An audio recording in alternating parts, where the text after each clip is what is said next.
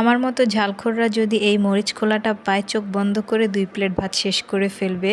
তো যাই হোক, আসসালামু আলাইকুম এভরিওয়ান, কেমন আছেন সবাই? তো আজকে চলে আসলাম ঝালখোরদের জন্য একটা মরিচ খোলা রেসিপি। তো আজকের মরিচ খোলা রেসিপি রান্না করা হবে ইলিশ মাছ দিয়ে। আপনারা চাইলে যে কোনো মাছ দিয়েই করতে পারেন, কিন্তু এই মরিচ খোলাটা ইলিশ মাছ দিয়ে করলে বেশি ভালো লাগে। আলাদা একটা গ্রান আসে আর খেতেও খুব মজা লাগে। আর আজকে মরিচ খোলা রান্না করবে আমার দাদু। সে তো আরও বড় ঝালখোর, মানে তার দৈনিক একবার হলেও মরিচ খোলা লাগবেই। যেদিন বাসায় মরিচ খোলা রান্না করা হবে না, সেদিন আমার দাদু একদমই ভাত খেতে চায় না। আর আজকের মরিচ খোলাটা দাদু 2 রকমের মরিচ দিয়ে করছে, কাঁচা মরিচ, শুকনা মরিচ দুইটাই একসাথে ব্লেন্ড করে নিয়েছিল। সাথে রসুন, পেঁয়াজ, মরিচ এগুলো ব্লেন্ড করে নিয়েছিল একসাথে।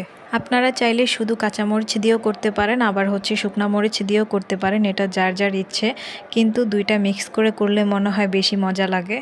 এখানে আমার দাদু আগে মরিচগুলোকে ভালো করে কষিয়ে নিয়েছিল, তারপর এগুলোর মধ্যে মাছ দিয়ে আরেকটু কষিয়েছিল, তারপর এখানে একটু হলুদ আর একটু লবণ দিয়েছিল। এখন পানি দিয়ে কিছুক্ষণ ঢেকে রাখবে।